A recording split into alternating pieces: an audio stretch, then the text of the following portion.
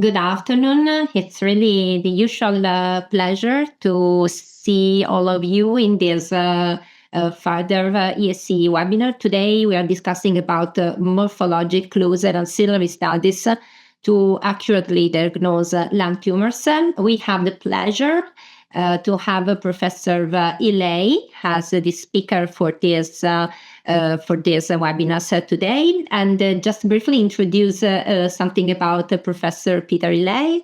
He is an associate professor of pathology and oncology at the Johns Hopkins University, the director of Cytopathology Fellowship Program, the director of the Division of Thoracic Pathology at Johns Hopkins, many more than 30 international workshops, seminars, online lectures, collaborations with many international society, university in cytology and thoracic pathology.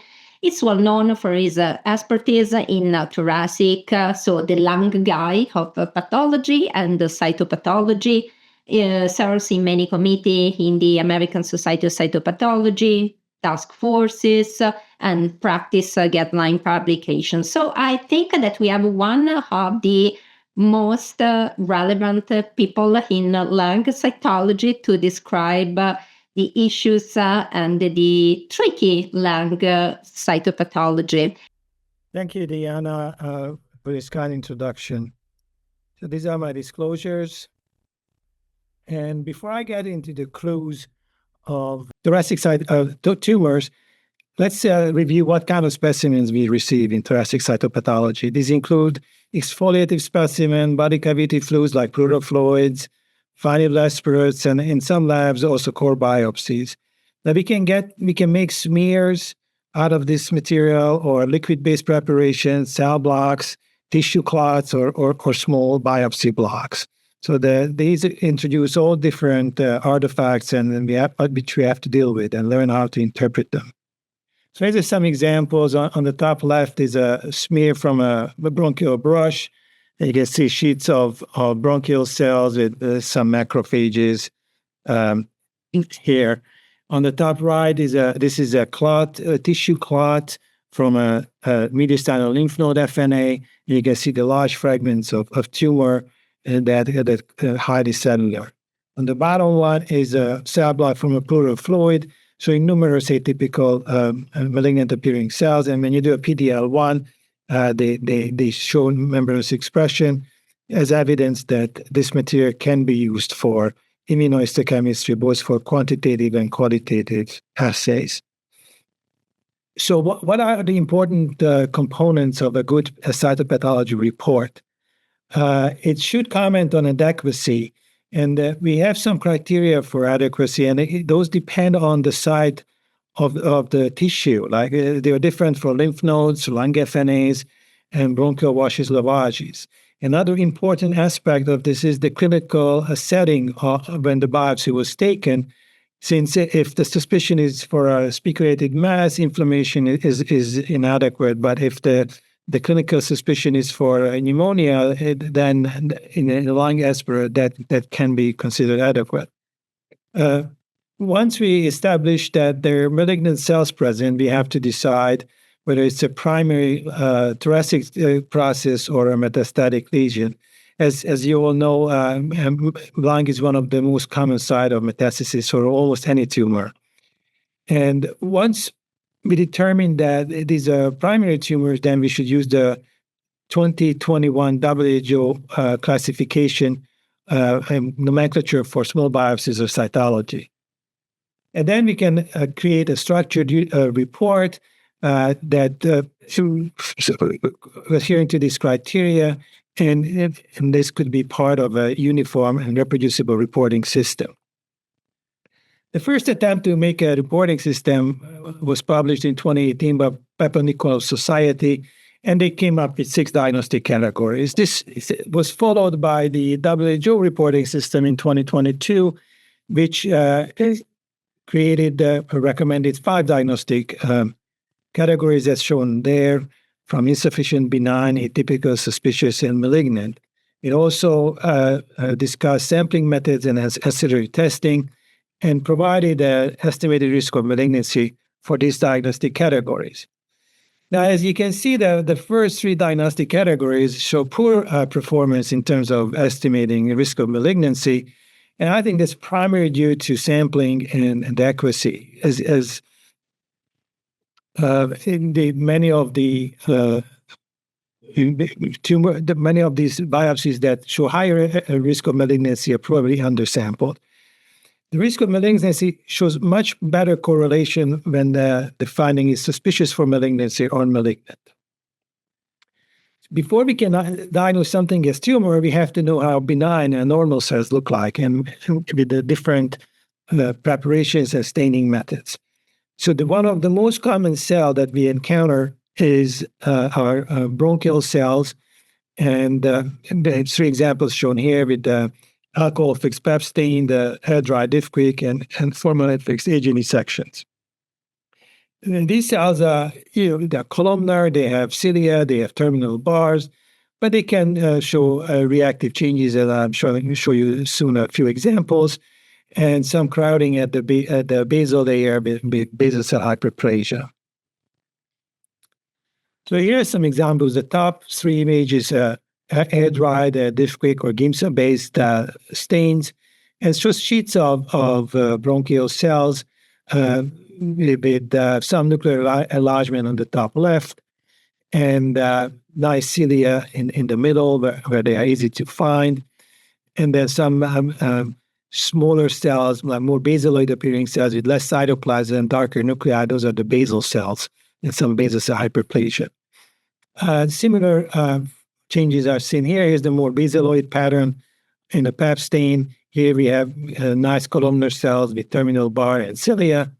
And on this image, we can also see some squamous cells. This likely represent metaplastic squamous epithelium and some basaloid, basal cell crowding.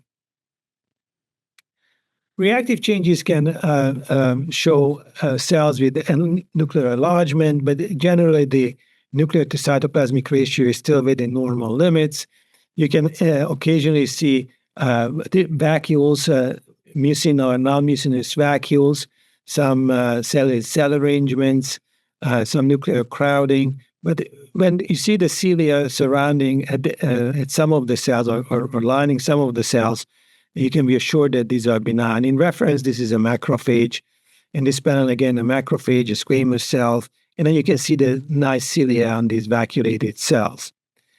These two images represent the same exact fragment at different focus points to illustrate that sometimes the cilia are hard to see, the nuclei show enlargement, some irregular chromatin distribution, but then there's ample cilia on the cell surface, so indicating that these are benign cells. This is a more crowded cluster, more basaloid, and a more three-dimensional, thicker fragment. Another cell that we commonly see are macrophages, and generally they are not difficult to identify, although in some pleural specimen, they can be challenging to differentiate between adenocarcinoma, sometimes mesothelial cells. They can be binucleated, they can have nucleoli, as shown here as well. They can also form multinucleated giant cells, as shown here. And in lymph node aspirates, on the other hand, in order to determine its adequate specimen, we have to see adequate number of lymphocytes or lesional tissue like a granuloma or tumor. Here's a perpendicular stained preparation. This is a cytospin with macrophages that show iron content, iron pigment. Here are some examples of multinucleated giant cells forming clusters, and here's a non-necrotizing granuloma. Some other examples of the giant cells. So when the patients receive therapy or inflammation, any irritation can cause reactive changes in the bronchial epithelium, and this can be really difficult to distinguish from a malignant process. They can show nuclear enlargement, prominent nucleoli, some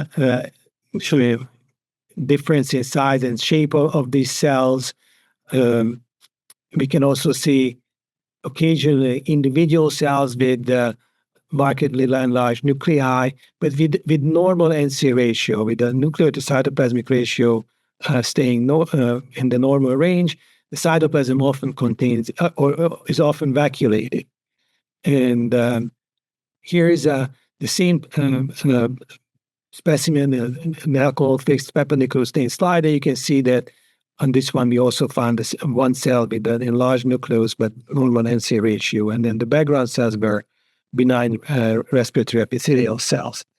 In this fragment here, the cells are larger, and you can always compare it to, in terms of the size, to either a red blood cell or a lymphocyte or a neutrophil, and then it gives you an idea about the relative size of these nuclei. And this shows nuclear enlargement, but it's still streaming of the cytoplasm, and some of the cells, we can appreciate that these are columnar cells with some terminal bar. So they are benign. We can also see stromal elements in some of the aspirates, especially from the lung parenchyma and sometimes from lymph nodes, and they can be cartilage and somewhat irregular, rearranged cartilage, not like the bronchial cartilage, and then we can see fibromyxoid stroma, and often we can see epithelial cells with variable amount of atypia. And then these can be would be in the right context in a well circumscribed nodule would be consistent with the hamartoma. Now, this was an aspirate from a calcified lung mass, which was 5.5 centimeter in the right upper lobe, and we got these fibrovascular stromal fragments with a lot of small vessels and some inflammatory cells.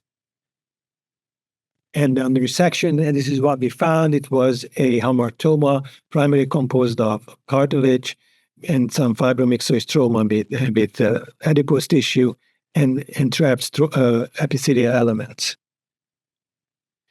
This is another mass from the left upper lobe, measured 5 centimeter. And then we got some single cells in the background, and I'll show you some higher magnification soon, some small clusters, and then these few of these fragments that showed some metachromatic matrix, some loose stroma surrounding it, and this fragment appears to be well vascularized.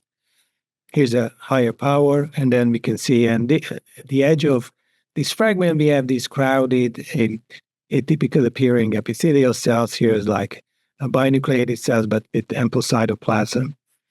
And then we look around on the smear, we saw these cells that have normal NC ratio, but markedly enlarged nuclei, no nucleoli, the chromatin is evenly distributed.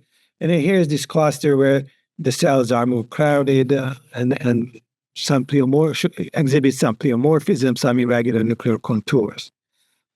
And here's a higher power of this area. And here's a sheet of cells, a flat sheet of cells, of relatively uniform epithelial cells with evenly distributed chromatin and no cilia. So this appears to be an epithelial proliferation.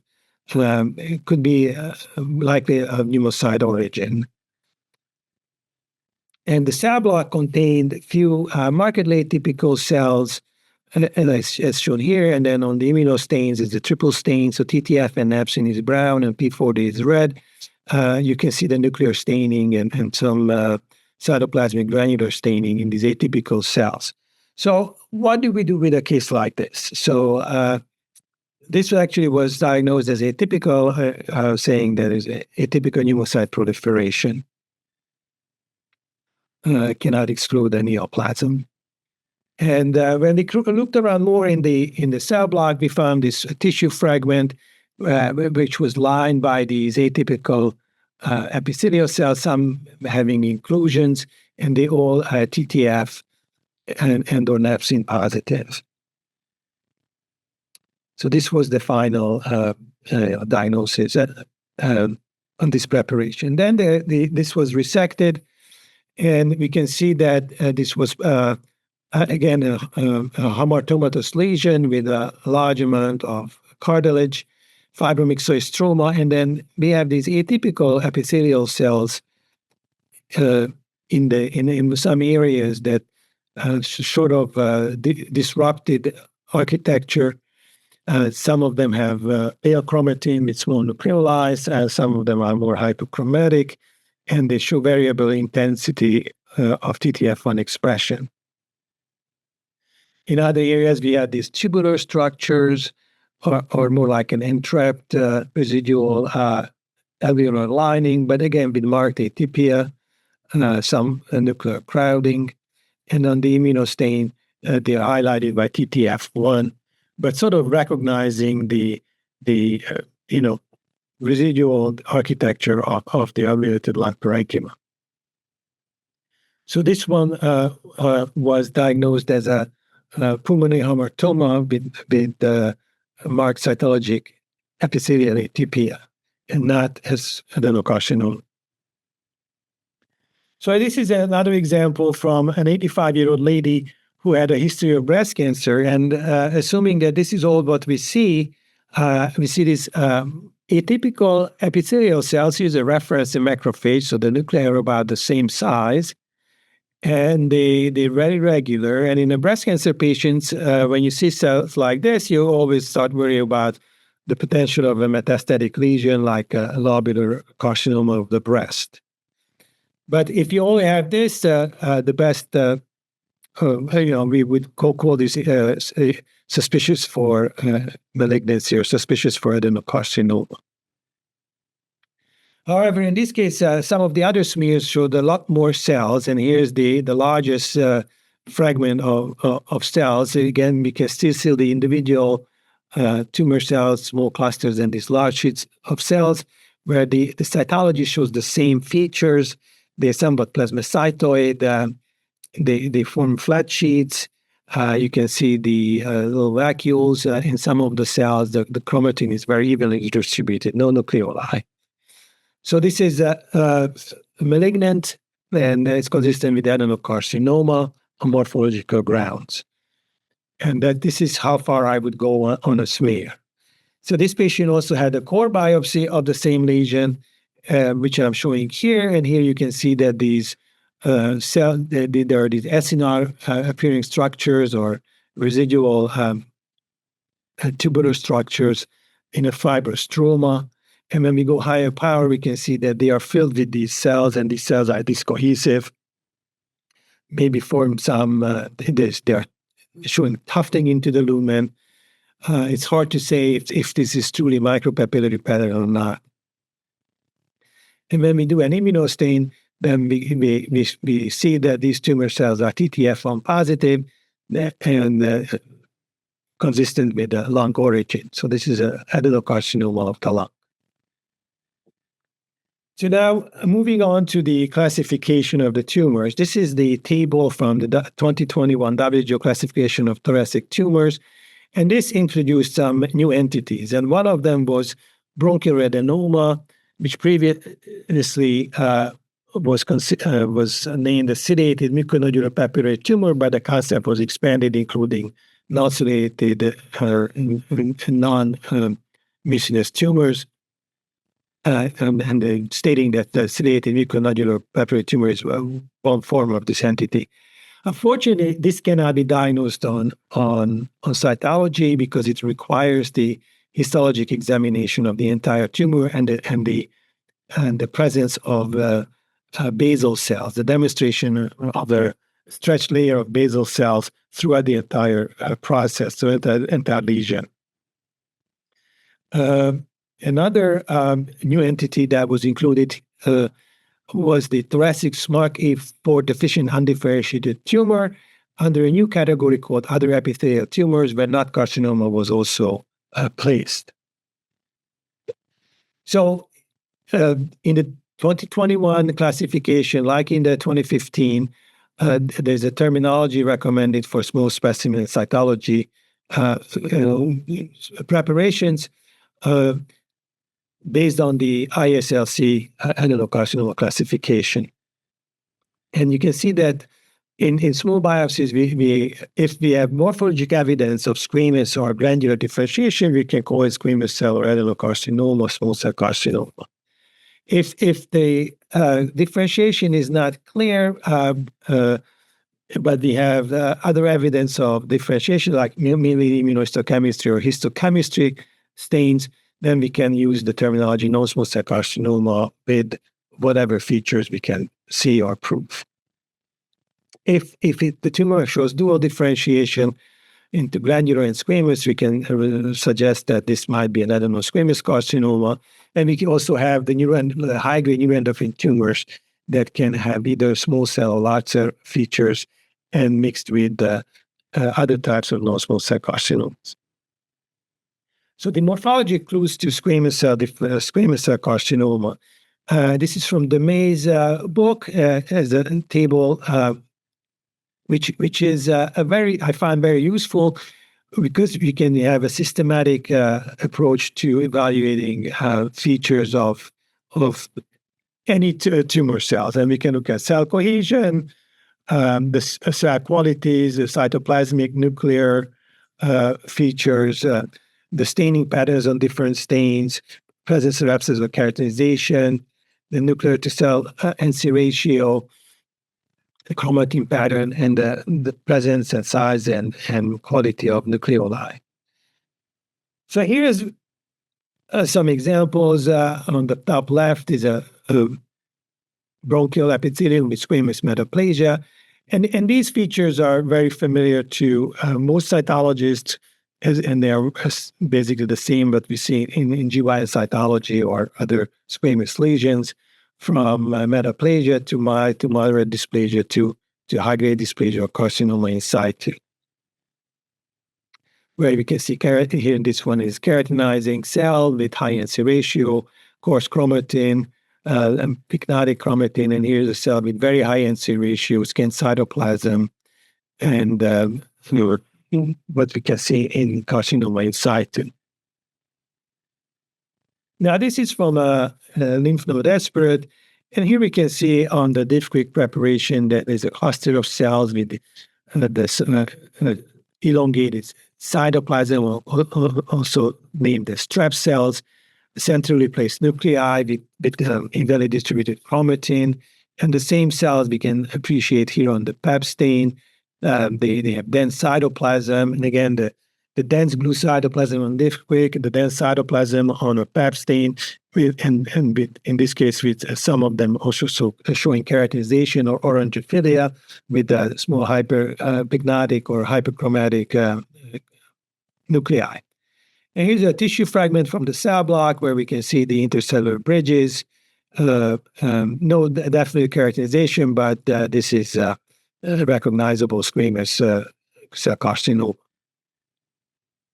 In some cases, the tumor cells are more photodifferentiated.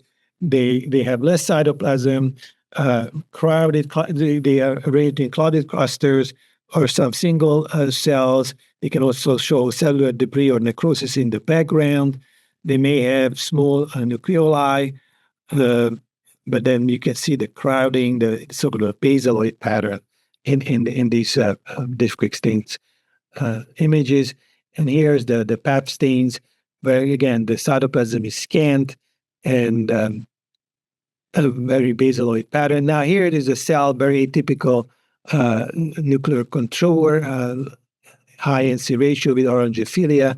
So in occasional atypical cervic keratinization, which is suggestive of highly suggestive that this is a squamous cell carcinoma. Another difficulty in lung cytology is to differentiate between glandular lesions, benign and malignant glandular lesions, so adenocarcinoma, well-differentiated adenocarcinoma from reactive atypia. Again, using the same criteria that I showed you for squamous lesions, cell cohesion, architecture, cytoplasm, nuclear chromatin, and nucleoli, and with the addition of the presence of cilia and terminal bar. In adenocarcinoma, we do not see cilia or terminal bar. If it's present, it's indicative of a benign process. Now, this new entity called bronchial adenoma, they can have tumor cells that have cilia, but the presence of basal cells associated with those proliferations demonstrate that those are not part of an invasive process. And interestingly, in a subset of those lesions, the cells can actually be seen in the lumen of alveolar spaces, mimicking a micropapillary growth pattern. But if there's cilia present, and for that diagnosis requires the demonstration of basal cells, which cannot be done on cytology. So if you encounter a case like that on cytology, you have to call it either adenocarcinoma or atypical or suspicious, depending on the number of cells and what you have. So this is a preparation from bronchial wash. This is a cluster of cells. Again, look at the nuclei and then the red blood cells and some other cells, benign cells. And these nuclei are large. They do not have cilia. They're crowded. Here are some respiratory epithelial cells in contrast. So these are like 3-4 times larger nuclei. So this is a cluster of adenocarcinoma. In this preparation, we see, again, cells that have larger nuclei. Again, here's some bronchial cells with terminal bar. But then some of these cells do have cilia associated with it. So these are considered benign cells. So the presence of cilia, similarly here, is very important. And this is the biopsy from the same patient, from the same lesion. And here we can see that these cells are occupying the space. It is suggestive of an invasive process, not just a lipidic pattern. And here's the immunostain for nepsin and TTF, nepsin on the left, TTF on the right. Well-differentiated adenocarcinomas typically form flat sheets on smears. They may show intranuclear inclusions. They're well spaced, and they show some nuclear membrane irregularity. The diagnosis of adenocarcinoma situ cannot be made on smears or cytology, perhaps because it requires the examination of the entire lesion to rule out an invasive focus. So this is another FNA from a peripheral mass, very cellular. We see these relatively flat clusters of cells. They show little pleomorphism. They run nuclei, prominent nucleoli, plasmacytoid features. It's clearly no cilia on these cells, so it's clearly a neoplastic process.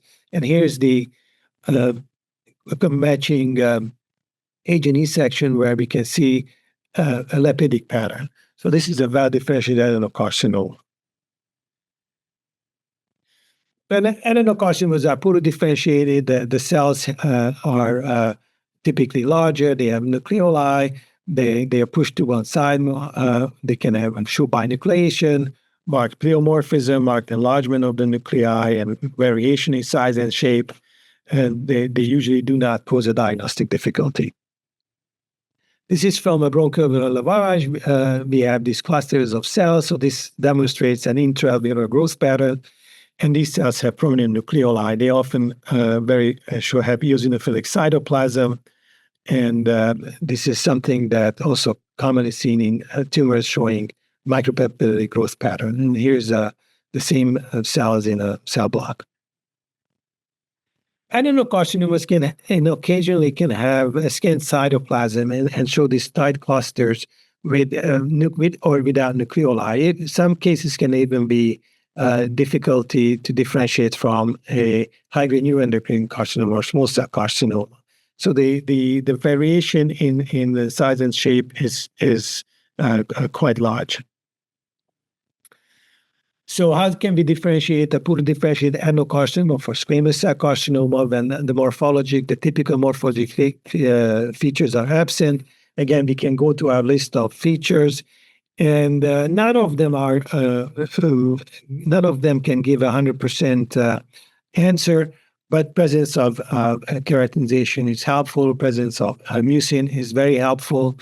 The chromatin patterns, size and shape of nucleoli can be suggestive of one way or the other, but in general, they have to be put in context and, when possible, supported by ancillary studies. So here's a case of a transbronchial FNA where we have these cells. They have round oval nuclei, mostly in the middle of the cell, and some of them have these cytoplasmic vacuoles. Here in this higher power, we can see that that's the nucleus. The nucleus is not that hyperchromatic, and on this figure, it doesn't appear to be mucin. On the Pap stain, we can see in the background some keratinizing cells, and some strep cells, so it's clearly squamous differentiation. And the cell here with the same vacuole indenting the nucleus, and here is another one which is very similar to this one, again showing this dense cytoplasmic material indenting the nucleus. And on an agent section, you got lucky. Here's another cell showing the same features, and when we do the immunostains, we can see that those cells are TTF positive, P40 positive squamous cell. So these vacuoles are degenerative vacuoles. We also did a mucin stain that was negative in this case. So the case is malignant. So this is a 57-year-old female, former smoker, with left upper lobe pulmonary nodules. A CT showed that 9 months earlier demonstrated minimal curvilinear densities in the periphery of the lungs that grew. And so this is what we have now. It's FNA of the mass, very cellular, large sheets of tumor cells, still bluish cytoplasm, some discohesive cells, some debris in the background, smaller, more basaloid clusters. Other clusters show more cytoplasm. Here is a vacuolated cell. And on higher power, we can see that the cytoplasm is light blue. No vacuoles are seen. The chromatin is evenly distributed, no prominent nucleoli. This is the slightly air-dried Bepanicolo stain showing the same features. And when we do our stains, we can see that most of these cells are P40 positive squamous cells. Here are some nepsin positive macrophages mixed in the between those tumor cells. So this is a poorly differentiated squamous cell carcinoma. Now, this is an added example from a patient. This is a 4R lymph node, EBOS FNA. Again, very cellular specimen, a lot of atypical cells. Here's some pleomorphic large tumor cells, some discohesive cells. And when we go higher power, here we see another pleomorphic cell. We see some lack of cytoplasm in some of these cells that are very fragile. Poorly differentiated cells. Here they form little clusters. The nuclei tend to be at the periphery of the cell, so suggestive of glandular differentiation, but it's very poorly differentiated. And so here's the cell block. Cell block is very necrotic. We have these tumor cells present, and then the TTF and nepsin positive. So this is a poorly differentiated adenocarcinoma. And these are cases where we do need the immunostains, and sometimes neuroendocrine carcinomas can mimic poorly differentiated adenocarcinomas. So switching to neuroendocrine tumors, here are the carcinoid examples of carcinoid tumors, which can be spindled or epithelioid, the variable growth patterns. They typically show uniform cells with evenly distributed chromatin, no nucleoli, and no necrosis. And carcinoid tumors can be typed into typical and atypical, and that distinction is based on the mitotic activity and presence or absence of necrosis. The Ki immunostain in lung carcinoid tumors is not used as strongly for classification as in the GI tract or pancreas. There are no set criteria, but there are some suggestions where the cutoffs should be present. However, more than 30% or more tumors exhibiting 30% or more Ki index should be considered carcinomas. Large cell neuroendocrine carcinomas have a spectrum or morphologic appearance. They can look like more like carcinoid tumors to large cell carcinomas with prominent nucleoli, ample cytoplasm, and necrosis, more than 10 mitosis per 2 square millimeter, and then a Ki index of 30 to 80%. Small cell carcinomas typically have scant cytoplasm. The cells are not necessarily small. They have coarser chromatin. They have nuclear molding, and sometimes overlapping. They often show crush artifacts and necrosis. And the Ki typically is very high. So here's some examples. This is on the left is bronchial epithelium, the nuclear round to oval. Here are some nice cilia and terminal bar. And here is a cluster where we see some nuclear membrane irregularity. The chromatin is a little clump here and there, some oval cells. And so this is a well-differentiated neuroendocrine proliferation. It turned out to be a carcinoid tumor.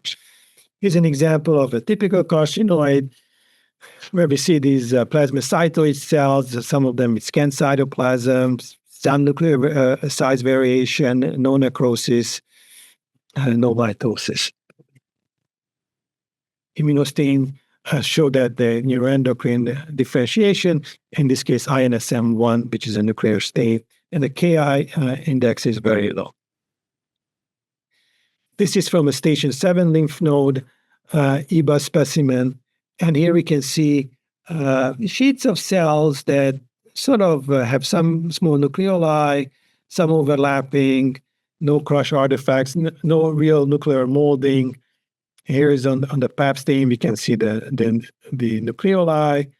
The cells are relatively uniform. It has the, so salt and pepper chromatin, and so suggestive of neuroendocrine differentiation.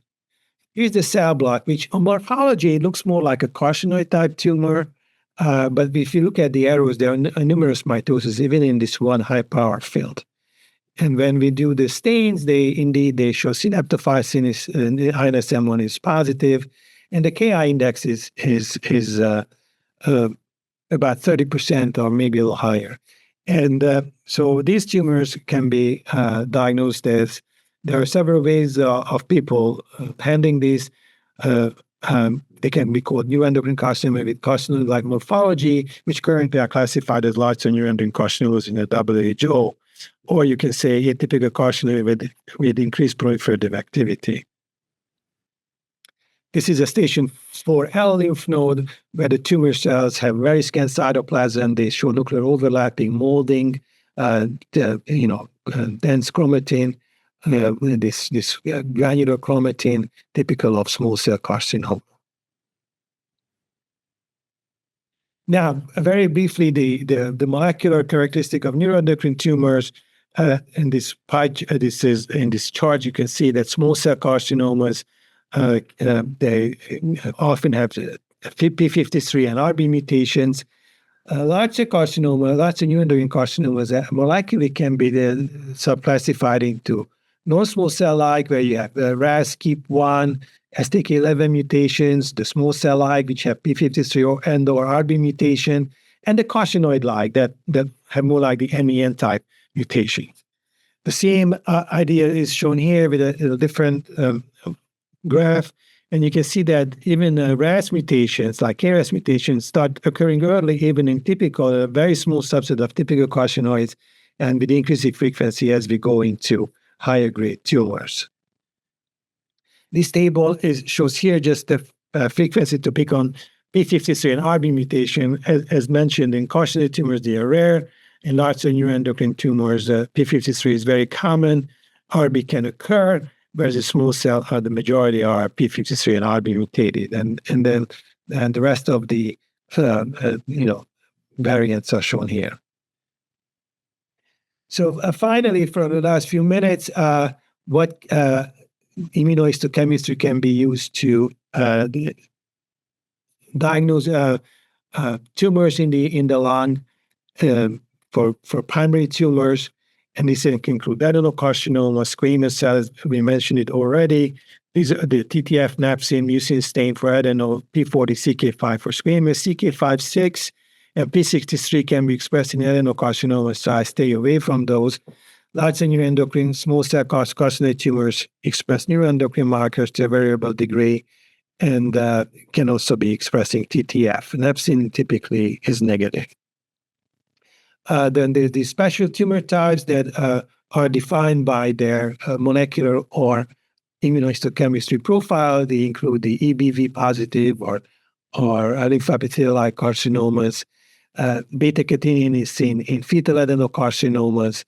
And not one expression is seen in NOT carcinomas. And SMARCA4 loss is seen in the SMARCA4 deficient undifferentiated tumors.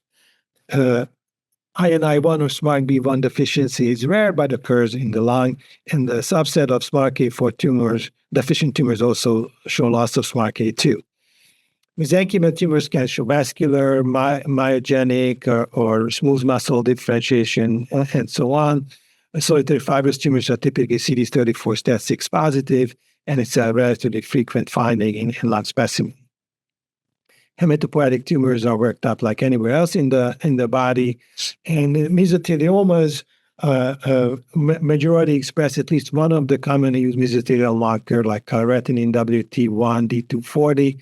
They typically Claudin-4 negative, and depending on in the pleura, they're about 60% show BAP1 loss.